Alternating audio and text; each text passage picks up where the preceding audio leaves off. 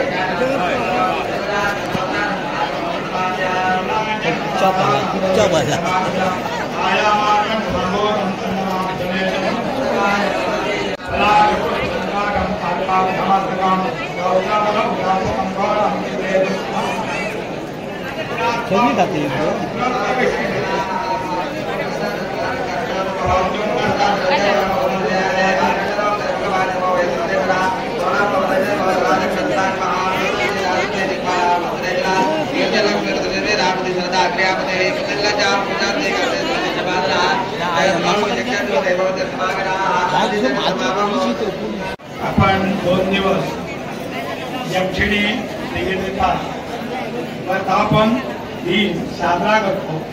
वर्धापन दिन साजरा करण्याचं जे काही महत्व आहे ते एवढ्यासाठी आहे, ज्यावेळी या देवतेची प्रतिष्ठा केलेली असते त्यावेळी तिच्यामध्ये जी काही तत्व चढवलेली असतात त्या तत्वांचं तेज जे आहे ते आपण सर्व भक्त या ठिकाणी येतो आणि देवतेकडे काही ना काही मागत असतो। जसे आपल्याला श्रम होतात तसे देवतांना पण प्रत्येकाची कामना पूर्ण करण्याकरता श्रम होत असतात, त्यामुळे त्यांचं तेज आहे ना ते कमी होत असतं। मग वर्धापन संस्कार केल्याने किंवा वर्धापन दिन साजरा केल्याने जे आपण या ठिकाणी हवन करतो, जप करतो, त्याने त्या देवतांचं पूर्ववत प्रतिष्ठेप्रमाणे तेज त्यांना प्राप्त होतं आणि आपले जे काही संकल्प आहेत ते पूर्ण करण्याकरता देवता सज्ज होतात।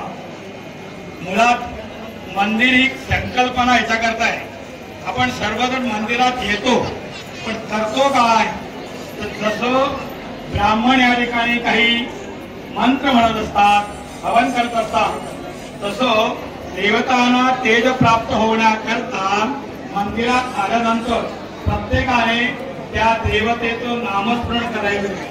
मंदिरात आल्यानंतर प्रपंचातल्या सर्व गोष्टी विसरून जायच्या असतात। आपण आणि परमेश्वर एकच आहोत ह्या दृष्टीने राहायचं, पण आपण करतो का वातावरण दूषित गप्पा मारू। देवतेला गप्पा प्रिय नाहीत, नामस्मरण प्रिय आहे। समजा आपण या सर्व जमलेल्या हजारो लोकांनी जर नामस्मरण केलं तर देवतेला किती तेज प्राप्त होईल बघा। जसं तुम्हाला एक उदाहरण देतो, व्यवहारात क्रिकेट खेळत असताना जे प्रेक्षक असतात तो बॅटिंग करणारा जो कोण असतो ना तो तिकडे बॉलिंग करायला लागला की त्याच्या नावाचा गजर करतात, जेणेकरून त्यांनी चौका मारावा, षटकार मारावा। ह्या जो काही प्रेक्षकांचा तिकडनं त्याच्यासाठी चाललेला आरडाओरडा असतो त्याने तो खेळाडू एकदम चौकार मारण्याकरता किंवा षटकार मारण्याकरता सज्ज होतो। तसंच आपण देवतेचे नामस्मरण केल्याने सुद्धा देवतांचं तेज वाढत असतं, हे लक्षात घेतलं पाहिजे। आपण सर्वांनी नामस्मरण करावं, गप्पा देवळात आल्यानंतर मारू नयेत। आपण कोण, काय, कुठून आला काही चौकशी करायची नाही, देवताचं नामस्मरण करावं। काल या ठिकाणी सर्व ग्रामस्थ मंडळींनी आणि भक्तजनांनी हे चंद्रकांत कोणकर यांना आपल्या वतीने यजमान म्हणून या ठिकाणी प्रतिनिधित्व दिलेलं आहे। याचाच अर्थ असा आहे की आपण सर्वजण यजमान आहोत, हे प्रत्येकाने लक्षात ठेवलं पाहिजे।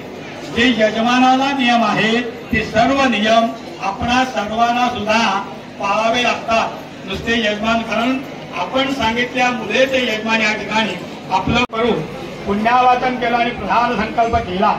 या संपूर्ण गावामध्ये असलेले एक देवी अथर्वशीर्ष आहे. या देवी अथर्वशीर्षच्या आवृत्त्या या ठिकाणी केल्या. आज या ठिकाणी नंतर कर्माची सांगता म्हणून या ठिकाणी पूर्णाहुती केली. या ठिकाणी जे उपचार झाले आपल्याला नेहमी आपल्याला एवढं शक्य नसतं. आज या ठिकाणी तुम्हा सर्वांची इच्छा, यजमानांची इच्छा आणि त्या देवतेचे आशीर्वाद यामुळे